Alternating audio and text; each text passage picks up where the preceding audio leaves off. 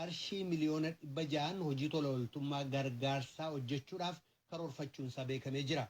Tokkummaa mootummootaatti ergamaan dhaabbataan mootummaa Itoophiyaa rakkoo gargaarsa namoomaa fi dhiittaa mirga namoomaa Tigraay keessaa ilaalchisee komee dhaabbatoota addunyaatiin mootummaa Itoophiyaa irratti dhiyaatu ilaalchisee deebii kennanii jiru. Dhiyeenyatti afaan Oromoo Googiliin gargaaramuun akka danda'amu kataasisu hojiin tokko geggeeffamee jira. Kanneeniif kabiroo qabna dhaggeeffatoota keenyaa aga xumura sagantaa keenyaatti nu waliin turaa jenna. Piroodyuseriin Tamsaasarraa Biraan Haayiluu, Tamsaasa intarneetiif miidiyaa hawaasummaa akka qindeessitu immoo Tigisti Gammeeti. Oduuf gara tujubeettan sin dabarsa.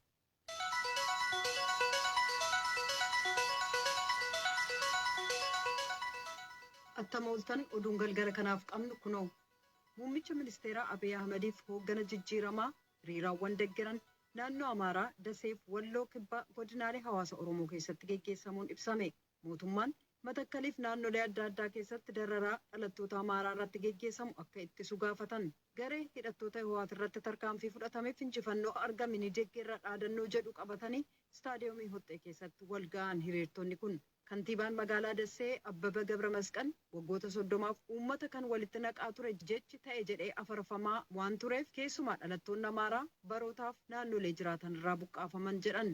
Gama biraan hiriirri sun geggeessamuu lammiiwwan morman mootummaan ilaalcha ofii hundeeffachuuf qofaa hiriiran eeyyama yoo ta'e dadhabina raawwatiinsasaaf jireenyi uummataa balaarra bu'uu ilaalchisee hiriirri akka geggeeffamu ennaa gaafatamu ni dhorka taanaan akkaataa hojii isa duraaniirraa jijjiirraan jira jechuun akkamitti danda'ama jechuun gaafataniiru.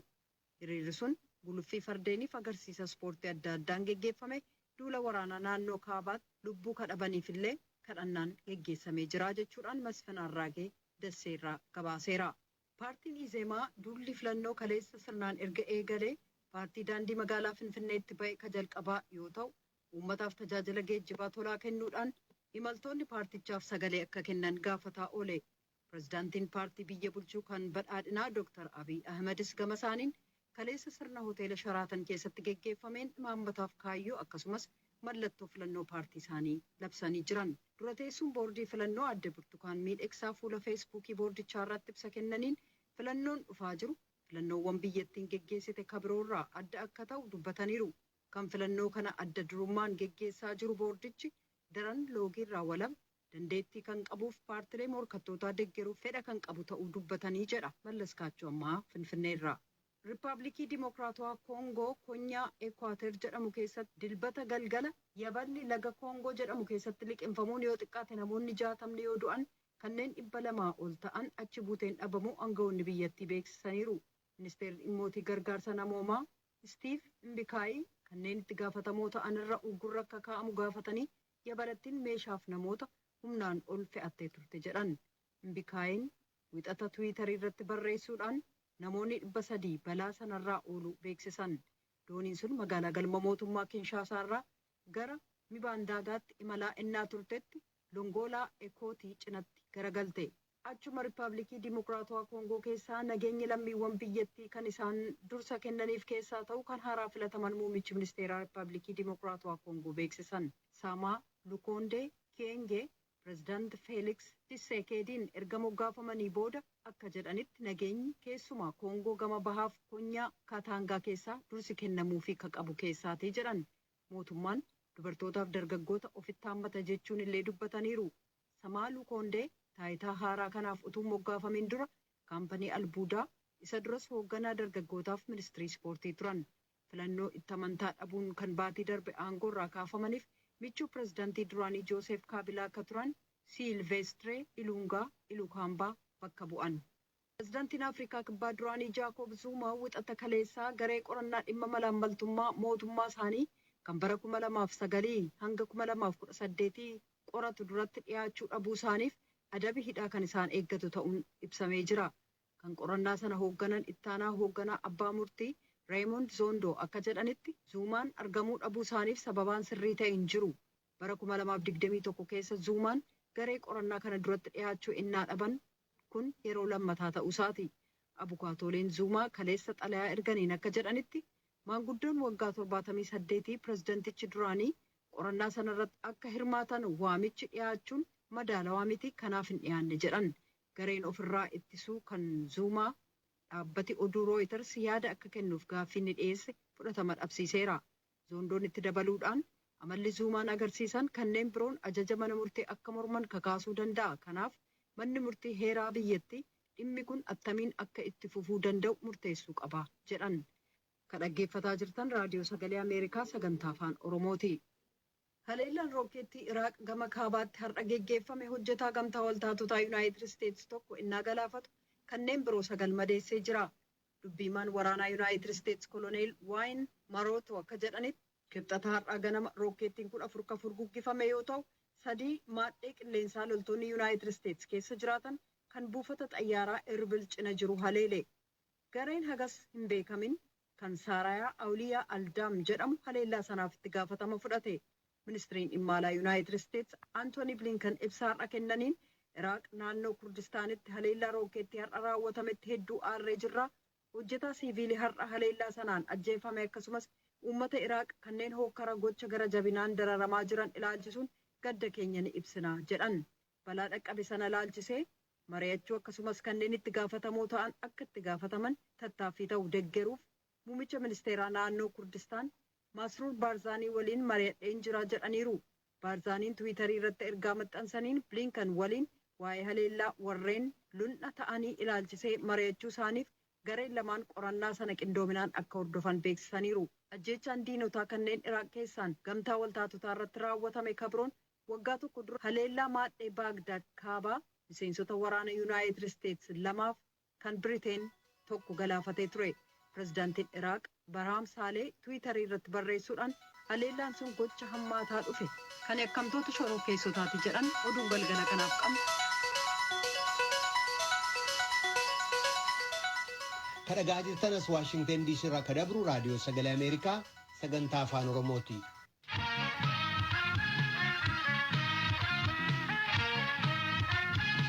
Dhaabbanni namoonni namoomaaf jedhamu Itoophiyaa keessatti qarshii miliyoona 600 hojii tola ooltummaa gargaarsaa hojjechuudhaaf karoorfachuusaa beeksisee jira.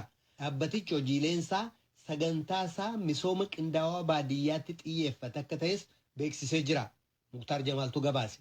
Dhaabbanni namoonni namootaaf yookaan ammoo Mention for Mention jedhamu gargaarsa namoomaa irratti sadarkaa idila addunyaatiin hojjetaatiin hin jiru bara kana keessa bajeta qarshii miliyoona 600 walitti qabuudhaan hojiilee misoomaa Itoophiyaa keessatti hojjechuudhaaf karoorfachuu isaa beekseetiin hin jira. Miseensi boordii hojii geggeessituu fi dubbii himaan dhaabbatichaa Dr. Sebaastiyaan Biraandisii fi dhaabbatichatti daayireektar Itoophiyaa obbo Yilmaa Taayyee ibsa waliin kennaniin akka dubbatanitti bara bajetaa 2013-2014 keessa hojiilee misoomaa hawaasa jijjiiruu danda'an hedduutu karoorfame jedhan. Mallaqni maqaa dhaabbatichaatiin tola ooltota irraa walitti qabame kunillee guutumaan guututti hojii gargaarsaa Itoophiyaa keessatti raawwatu irra kan oolu ta'ullee dubbataniitiin hin jiru. Hojiilee bara bajetaa qabame kanatti hojiirra raawwachuudhaaf karoorfameetiin hin jirullee adda baasaniitiin kan himan. Itoophiyaatti daayireektarii dhaabbatichaa obbo Yilmaa Taayyee dhaabbatichi hojiilee isaa kanaan dura qabu caalmattiyyuu babal'isuudhaan hojiilee misooma baadiyaa qindaawaa sagantaalee 2 haaraa gadi fideetiin kan raawwatu ta'ullee ibsaniitiin hin jiru. በዘንድሮ ዓመት ከ600 ሚሊዮን ብር በላይ ወጪ ለማድረግ ዝግጅታችንን አጠናቀን bara kana qarshii miliyoona 600 olii baasii taasisuuf qophiilee xumurreetiin hin jirra. Hojiilee karoorfaman keessaa manneen barnootaa 28 ijaaruu, kolleejii ogummaa tokko bajeta qarshii miliyoona 60 oliin meeshaa guutuu waliin xumuruu, hojiilee jijjiirama qilleensaatiin wal qabateetiin bishaan dhugaatii lafa jalaa qarshii miliyoona 70 ol baasii taasisuudhaan ni raawwanna. Naannoo Amaaraa godina Shawaa Kaabaa aanaa Ankobar gandoota 24 keessattis sagantaa misooma baadiyaa qindaawaa ni hojjenna. Akkasumas naannoo Oromiyaa godina Shawaa Lixaa Cobii keessattis hojiilee misoomaa bal'inaan hojjechuudhaaf karoorfanneetiin hin jirra jedhan obbo Yilmaan. Obbo Yilmaan akka jedhanitti dabalataanillee biqiltuulee miliyoona 16.6 ta'an biqiltuu bunaatii fi kuduraa fi muduraa garaagaraa lammiileedhaaf kan dhiyeeffamu yoo ta'u, pirojektiin bishaan dhugaatii qulqulluu 47 namoota 90,000 olii fayyadamaa taasisullee hojiirra oola jedhameetiin hin jira. Dabalataanillee hojii fayyaa irratti hojjetamuuf namoota 300,000 olii tajaajiluu akka danda'utti kan karoorfame yoo ta'u, hojiilee dargaggootaa fi dubartoota 761 leenjii kennuudhaan akka of danda'anii hojiitti galanillee ni taasifama jedhaniitiin hin jiru. Dhaabbanni namoonni namootaaf Itoophiyaa keessatti qofa kan hojjetu ta'uu kan dubbatan ammoo miseensi boordii hojii raawwachiiftuutii fi dubbii himaan dhaabbatichaa Dr. Sebaastiyaan Biraandis adeemsa hojii keessatti kan hordofnu tarsiimoo hundeessaa dhaabbatichaa Kaarl bu'uura taasifanneeti jedhu. Itoophiyaa keessatti imala waggaa 40tiin dhaabbanni namoonni namootaaf hojiilee qabatamaatii fi bu'aa qabeessa ta'anillee hojjete jedhan. 40 years of mental prevention means that we have built. Imalli waggaa 40ffaa dhaabbata namoonni namootaaf taasise jechuun manneen barnootaa 560 ijaaree dhiheenyatti ammoo manneen barnootaa 28 ijaaree hojitti kan galchu yoo ta'u barattoonni 500 fi 60 olii guyyaa guyyaadhaan manneen barnoota dhaabbanni namoonni namootaatiif ijaarametti imaluudhaan beekumsa qadhaabataatiin jiru. Dhaabbilee fayyaa 100 ta'an ijaaraman keessattillee namoonni miiliyoona 2 ol ta'an fayyadamaatiin jiru. Hojiilee keenya hunda irratti tarsiimoo misooma qindaawaa baadiyaa hordofna.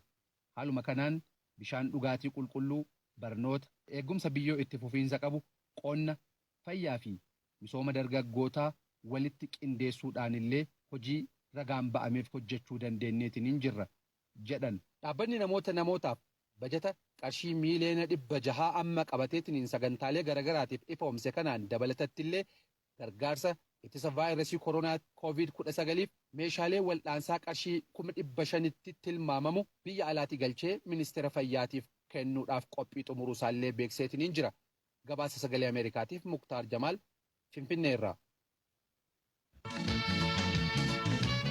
Dhaggeeffachaa jirtan as Waashingtan DC irraa kan dabru raadiyoo sagalee Ameerikaa sagantaa afaan Oromooti gara gabaasaatti aanutti ceena. Tigraay keessatti uummata afaan beelaa jiru gargaarsa dhaqqabsiisuudhaaf mootummaan Itoophiyaa dhaabbattoota gargaarsaa 53f eeyyama eega kennee booda dhaabbattoonni tokkummaa mootummootaa hedduun qophii imalaaf ergamaa taasisaa jiran ta'uu dubbii himaa tokkummaa mootummootaa wabii godhachuudhaan jaarmayicha addunyaatti gabaastuun VOA Maargaret Bashir gabaastee turte.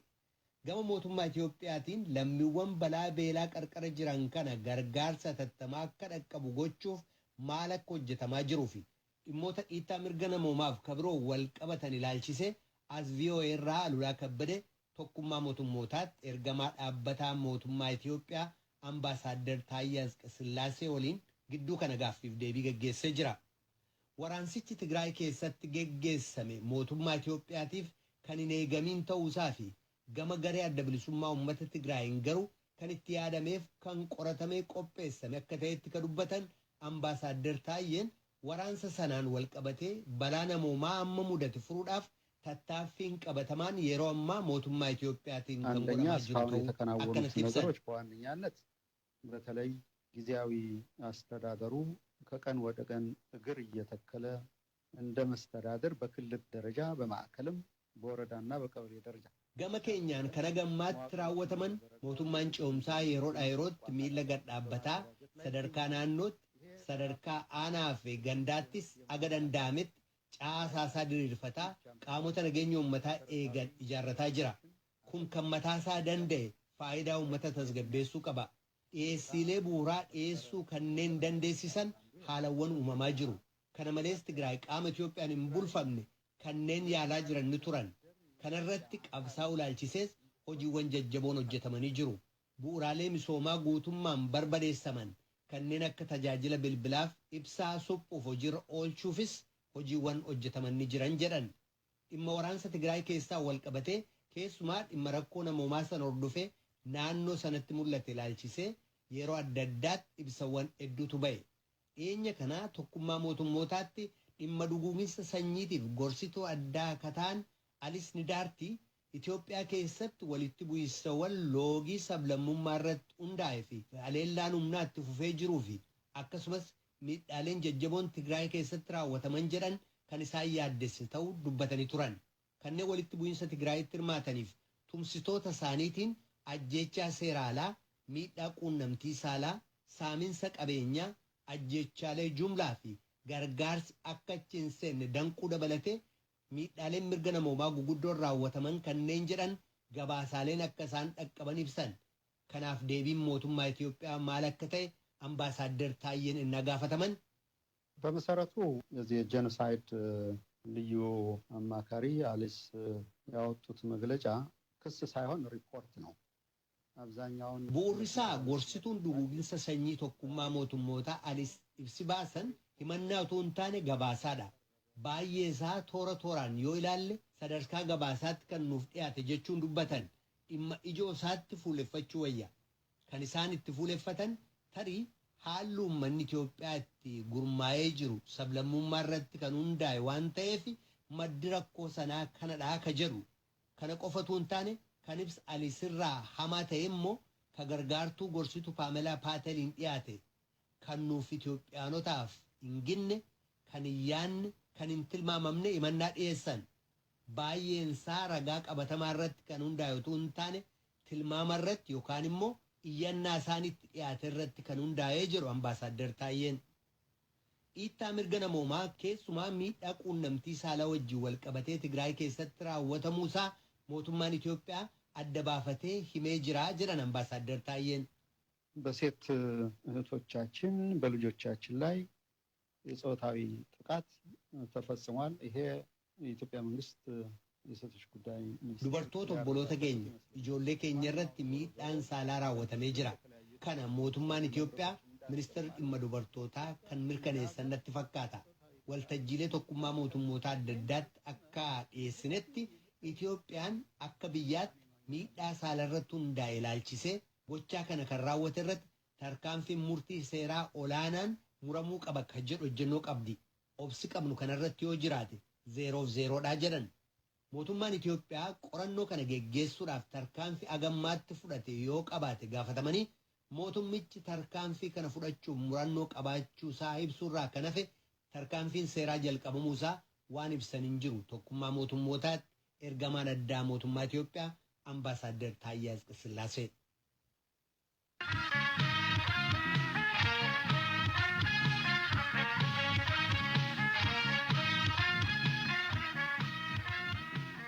Dhaggeeffattoota keenyaa kan dhaga'aa jirtan raadiyoo sagalee Ameerikaa sagantaa afaan Oromooti.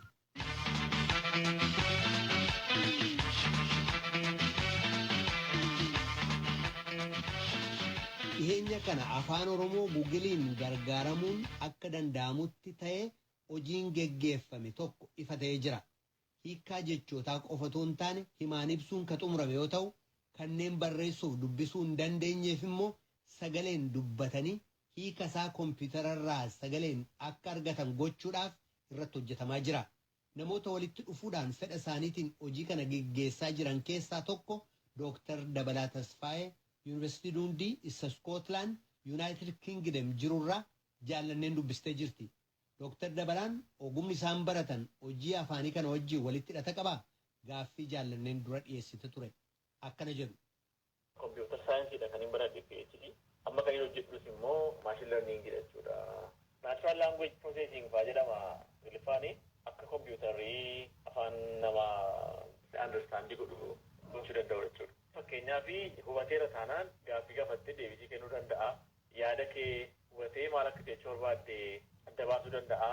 Inni nuyi amma irratti hojjenne kan afaan Oromoo kun fakkeenyaaf yoo ati Ingiliffaa itti himtee hiika isaa afaan Oromootiin baasitti hima jechuudha. Yookiin immoo afaan Oromootiin itti himtee hiika isaa Ingiliffaan hiikenna jechuudha. Translation jechuudha fakkeenyaaf. Kanaaf baay'ee walitti dhiyaata jechuudha. Piroojeektii Grand Oromoo Piroojeekt jedhamu irratti hojjetaa turtanii namoota meeqa taatu attamitti yaadisaa dhufe? Grand Afaan Oromoo Piroojeektiin kun kan waggaa 5-6 dura jalqabneedha. Jalqaba yaada keenya kan ture afaan Oromoo guddisuu irratti ijoollee dhumti indarastii qabdu waliigalleetti kan hojii seenne yeroo sana yaadi keenya waanuma akka appilikeeshinii xixiqqoo fakkeenyaaf waan akka kan dogoggora qubeessii sirreessu seegarii kana fa'aa hojjennee turre kan moobaayilii irratti hojjetu fa'aa giraamarii afaan Oromoo yoo dogoggora qabaate sirreessu kana fa'aa hojjennee turre. Dikshinarii inni hojjenne immoo kan afaan Oromoo fa'aa onlaayinii kan namni bilisaan itti fayyadamu fa'aa loqoda afaan Oromoo maatiin kan jechoota hiiku jechuudha. Yoo jecha tokko Ingiliffaan gaafattu loqodee afaan Oromoo 5 ta'uu 6 ta'uu kan waan ta'e kanallee kan hiika isaa kennu jechuudha. Bifa himaatiin utuu hin taane bifa hojjechaatiin kan hojjetu irratti gara waggaa olii uummatuma irratti hirmaachisnee fa'aa hojjechaa turre. Isas amma ta'e bakka hin geenye turre Ituma jennuun guddachaa jabaachaa isaan dhufnee fi jecharraa gara himaatti ol guddisnee jechuudha. Amma immoo jecha hiikuu itoo hin taane himuma hiikuu jechuudha. Maaliif maateriyaalii baay'een risoorsii baay'een kan Ingiliffaan jiru bifa himaatiin jira waan ta'eef hima sana hiikuudhaan akkuma Google Translate jechuudha. Jecha dookumentii Ingiliffaa gara dookumentii afaan Oromootti kan hiikuu hojjennee onlaayinii amma intarneetirra jira jechuudha. Afaan Oromoorraa afaan Ingiliziitti kamoo afaan Ingiliziirraa afaan Oromootti? Jalqabai kan afaan Ingiliziirraa gara afaan Oromootti hiiku hojjenneetu ittuma fooyyessaa immoo dhuma kanarra immoo kan afaan Oromootti Ingiliffatti hiikutti daballee jechuudha. Amma lamaanurra hojjeta jechuudha. Ingilisti Oromoo afaan Oromootti Ingilisiitti hojjeta jechuudha nama. Egaa kana yeroo hojjetamu afaan waaltessuu afaan godinaalee Oromiyaa hundumaa akka hubatutti hojjechuun barbaachisaadha. Isa kanarratti haa attamu. Yaadii keessatidha. Maashin lerniingin artificial intelligencein daataa irratti hundaa'a. Daataan itti kennitedha. Daataa itti kennitu fakkeenyaaf kanuma loqoda tokko qofa yoo ta'e loqoduma sana irratti barata jechuudha. Kana hir'isuudhaaf jecha nuyi maal goone namoota piroojeektii kanaaf horii baasan jiru fakkeenyaaf kan akka Laltaa Hiikaafaa namoota akkasii nama wayyaatuudha kan faayinaanshaali sappoortii godhu piroojeektii kana. Isaanii gaafa namoota rikuriitii goonu namoota asaa kana qopheessan akka danda'ametti daayirektii hundumaarra gaggaaba. Namoota afaan Oromoo yookiin lingwistii profeeshinalii ta'an beezikali yuunivarsiitii hundumaarra warra jiran irraa quunnamne rikuriitii goone yuunivarsiitii Oromiyaa keessa jiran hundumaarraa namoota PhD qabanii barsiisota afaan Oromoo akkasuma Ingilishii kana afaan Oromoo kan beekan daayirektii hundumaarraa wanta rikuriitii goonee fi beezikali hamma ta'ee baalaansiidha jechuudha. Wal madaalaadha jechuudha akka daayirektii loqoda afaan Oromoo. Amma Googiliin afaan Oromoo bareeraa jechuudha. Amma namni gargaaramuu barbaade maal godhame? Onlaayiniin keenyee jiru kun ammaa fi sarvara Amaazon irra keenya irraa sarvara guddaa waan ta'eef maaliif dhuunfaa keenyaan sarvara sana meenteenii godhuu hin dandeenyu baasiin isaas xinnoon cimaa. Sarvara Amaazoniin kireeffannee achirra keenya jira ammas namootuma dhuunfaa sana kan kaffalu akkaawuntii isaanirraa kaffalu. Akkuma eeguu amma afaan Oromoo.org jedhanii sarchii godhanii Googilii irratti in argatu. Weebsaayitii sana qafa bananii Ingilish to afaan Oromoo translation kan jedhu jira. Taanee immoo afaan Oromoo to English translation kan jedhu immoo jira. Lamaan keessaa kan barbaadan irratti iddoon itti barreessan jira. Barreessanii translate yookiin hiiki gaafa jedhanii tasaa argatu jechuudha. Akkaataa kanaan itti fayyadamu jechuudha. Dr. Dabalaa silaa akka jettan jechootaan jalqabnee booda himatti geeddarree inni itti aanu immoo maal? Piroojeektiin kun waan baay'ee dhaan guddataa tokko appilikeeshinii kana yoo hin guddisne fakkeenyaaf namoonni iddoo harkaan barreessanii sagaleedhuma isaaniiti. Fakkeenyaaf hima afaan Oromoo tokko sagaleedhumaan yeroo haasa'an hiika isaa immoo sagaleemaan Ingilishiidhaan akka dhaga'an godhu. Aktuaalii samma goonee jirra riiliiziin godhe malee kan nu hafe yeroo namni afaan Oromootiin dubbatu Ingiliffaan hiika kan kennudha. Amma Ingiliffaan gaafa namni dubbatu afaan Oromootiin deebisee barreeffama kan kennu xumuree jirra. Garuu amma sagaleetti deebisaa jirraa jechuudha. Daayireektilii namoonni barreessuu hin dandeenye appilikeeshinii kana fayyadamuun silkii isaaniirraas fa'aa fakkeenyaaf appilikeeshiniitti jijjiirree yeroo isaan barbaachisutti akka isaan fayyadaman namoonni afaan Oromoo barachuu barbaadan illee foorinerii ta'anii yookiin immoo ijoollee dhumti sabuma keenyaayyuu afaan isaanii kana yeroo barachuu barbaadan appilikeeshinii kan akka konsaltii godhanii irratti hojjechaa jirra.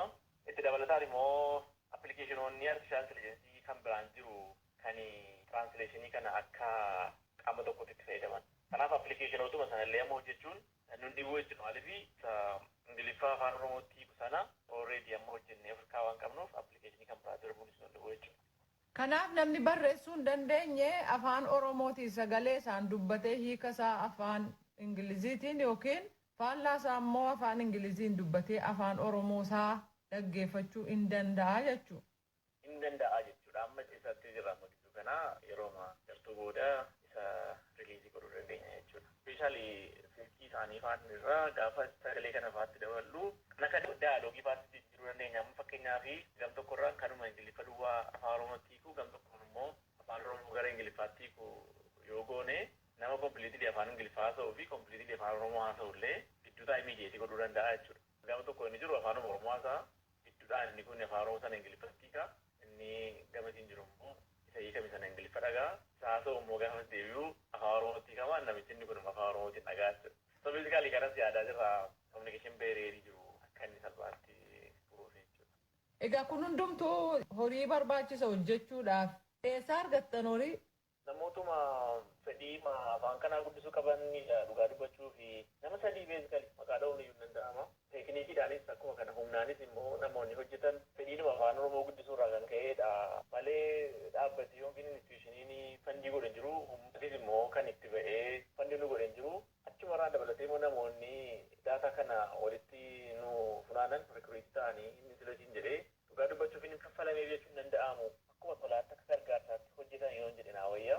Kanaaf namoonni barsiisonni yuunivarsiitii keessa warri piroojeektii kana irratti hirmaatan namoonni iddoo adda addaatti nuyi sila rikuriitii goone hin jedhe sun bifuma tolaatiin hojjetan jechuu dandeessa. Maaliif kaffaltis jechuuf namatti ulfaata. Kanaaf isaanis qooda olaanaa keessaa qabu jechuudha baasii piroojeektii kana keessaa. Garuu kan daayireektilii faayinaansiidhaan kan deeggaree nama dhuunfaa nama sadiidha jechuudha. Deemsa kana hundumaa keessatti rakkoo kan ture maayin? Hojiin kun kan hojjetamu isheetii namoota dhuunfaa irratti hundaa'a. Kanaaf faayinaansiisas akkasuma teeknikaalis immoo akkasuma hojii idilee keenya xumurree booddee wiikendii fa'aa yookiin gara galgalaa fa'aa kan hojjetamu akka hojii tokkootti akka piroojeektii tokkootti fuullessamee hojjechuuf kan hin danda'amnee fi baajetiin hin jiru. Kanaaf namoota lama sadii irratti dipendantiidha. Egaa kan nama yaaddeessu eeguma hojjetee dhume illee booda fakkeenyaaf sarvara Amaazon irra kennan isin jedhu kuni haga namni sarvara sana kiraa isaa kaffaluuf fedhii qabutti tuubaa jechuudha. Amma gaafa namni sun kaffaluu nagaa jedhee dadhabu fakkeenyaaf sarvariin kun daawunii ta'a jechuudha. Kanaaf wanti nuti hojjennu hundumtuu sustainability hin qabu. Maaliif qaamni nama gargaaru hin jiru. Beezikalii wanta akkasii uummataaf faayidaa oolu kuni dirqamee fakkeenyaaf wanta namni minteenii godhu irra jiraata, namni hordofuu irra jiraata akka piroojeektiitti jechuudha. Hundeeffatanii pilaanii godhanii wanta akkasii hin jiru. Amma akkaataa isaatti adeemamu akkamittiin akka wanta akkasii kaayyoo yeroo dheeraatiif akka inni hojjetutti akka inni fooyya'aa adeemutti akkamittiin akka itti fufsiisnu irratti xinnoo ifaa miti. Chaalenjiin isaa kana natti fakkaata. Namni akka dhuunfaatti moo akka gareetti akkamittis isin gargaaruu danda'a? Akkaataan isaallee egaa amma waan kanasiin jiru qabu garuu naanna'ee namoonni piroojeektii kana gargaaruu fi fedhii qabanii akkaataa ittiin isaan irratti hirmaatan mijeessuun waan nama dhibu namatti makaas namni miiliingiin jiraannaan gareedhaanis ta'ee dhuunfaadhaan karaan isaa banaadha. Dooktar Dabalaa Tasfaayee Gammachuu deebinaa laattaniif maqaa raadiyoo sagalee Ameerikaan hedduu galatoomaa. Galatoomii asitti waan naaf